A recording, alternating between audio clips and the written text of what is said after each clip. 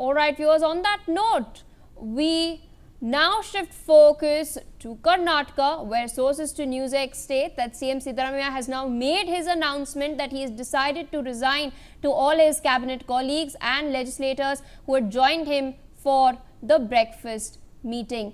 This is the latest. You can of course see visuals of that meeting that were shared a while back by the Chief Minister's office.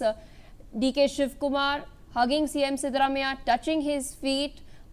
Quite a united front being showcased over there. But official announcement, according to sources, has now been made by CM Siddaramaiah to all the ministers who had gathered. Remember, Parameshwara, Karnataka Home Minister, had earlier in the day confirmed to us that yes, CM Siddaramaiah will be indicating the same. With us on the broadcast is Mr. S. Venkat Narayan, political analyst, and Mr. Shekhar Vijayan, political analyst as well. Thank you so much for taking our time and speaking to us on NewsX.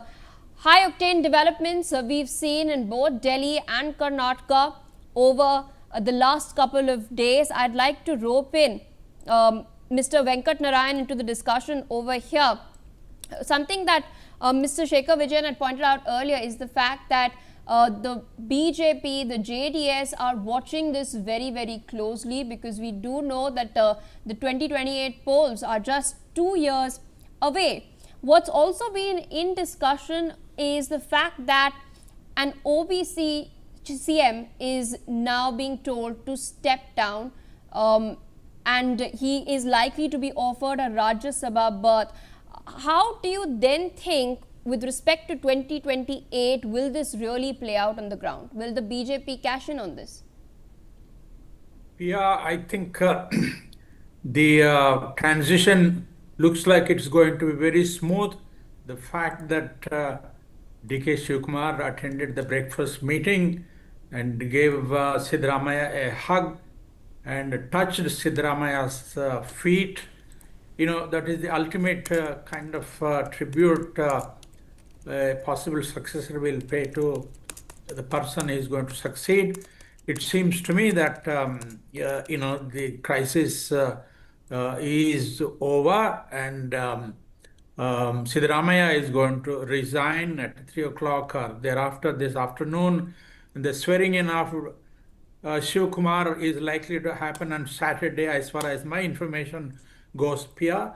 And I think it will be unwise to, you know, bring him to the Rajya Sabha, because he cannot speak English or Hindi, and he will be like a fish out of water in Delhi. It's best to keep him in Bangalore till the assembly elections happen and followed by the Lok Sabha elections, because he has built a formidable social coalition of Muslims and Dalits and OBCs and backwards. So that is a formidable kind of coalition for the Congress party.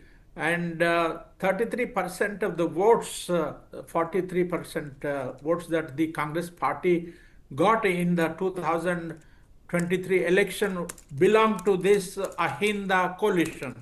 So it's very important for him to stay there and help the party, you know, with keeping the coalition intact and help it come back to power, and also try and win as many Lok Sabha seats as possible in 2009. This is my view, Pia. Absolutely. And in the meantime, we've also seen posters of Deputy Chief Minister and KPCC President DK Shivakumar have started appearing in Bengaluru, which is of course added fuel to the political buzz around the CM's post. The posters were put up at Mekri Circle as suspense of course continues over the Congress leadership's next move in the state. I'd like to rope in Mr. Shekhar Vijayan into the discussion over here. We were just discussing about an hour ago, you know, what would this power transition really mean for the Congress in Karnataka? Of course, the High Command has been keeping a close eye because they want to protect their status of having power in the state of Karnataka. But you'd also touched upon this one point of this move opening the pathways for younger leaders, particularly Priyank Kharge. How do you see this panning out? So see, this development, and this was promised earlier. When Congress came to power, there was this silent agreement between both the leaders that there would be they would share the power, they would share the chief minister's position.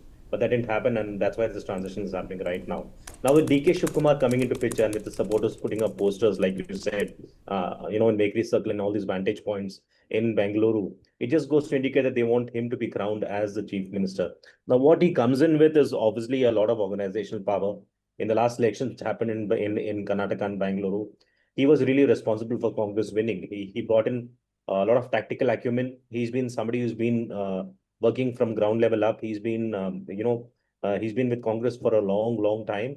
He understands Congress well. He's also somebody who has been very active during elections, and he's somebody who's also has a huge cadre strength. So I think with the view of 2028 elections, Congress has to get this up and running. If they don't do this, the opposition is right now sniffing blood, and which means the JDS and the BJP and the opposition essentially. So Congress really has to get its act together, get a strong leader who can actually focus on infrastructure, focus on employment, focus on development as quickly as possible in Bangalore. And I think DK Shivakumar is the best bet for them, because as compared to Siddaramaiah, who's aging and who's, like we hinted at earlier, that he might get a Rajya Sabha seat, but he's also very popular in Karnataka with the minority section. That also makes a big difference. So they would want him to stay back in Karnataka till the elections get over and then decide his future. But I think it all goes to show that DK Shivakumar is at pole position here for the chief minister's slot, and he brings a very different nose to the game, in terms of campaigning, in terms of the organizational strength, in terms of the governance strength, in terms of strategy. He's somebody who understands the pulse of Congress, and Congress would need somebody like him at the top. But then, in politics, you can never say never. Too many things can happen in between as we talk. But I think what's really going to be important here is how Congress manages this. How do they make sure that both the leaders are not combative, but also collaborate with each other? Because both these leaders also have good strength. There are supporters who support them. You don't want a situation that the supporters start fighting with each other, and when they form the new cabinet, if the new cabinet is formed, you'll obviously have a lot of leverage coming in. You'll obviously have a lot of overlapping coming in, and you don't want that to happen. You would want this transition to happen very seamlessly. It's almost like change management, and that's going to be very important right now in politics. So we're entering a new age of politics, a new age of governance, where you have to collaborate, you have to work together. Power is not something which you can just assert. You have to have that ability to also manage the power. So what's going to be important is, how does DK Shivakumar manage it from here? How does he govern from here? Because he doesn't have many years to show this. Because in the next couple of years, elections is going to happen again, and Congress is actually starting the back foot. So they want to get on the front foot as quickly as possible, and for that, they need to get the right leader on board as quickly as possible and get that announcement out as quickly as possible. And that's also one reason why they want to do the swearing in as quickly as possible, if you noticed. That I'd like to thank you, Mr. Shekhar Vijayan. I'd also like to thank Mr. S. Venkat Narayan for taking out time, sharing your analysis with us. We're tracking some further updates amid the high-stakes speculation over Chief Minister Siddaramaiah's resignation.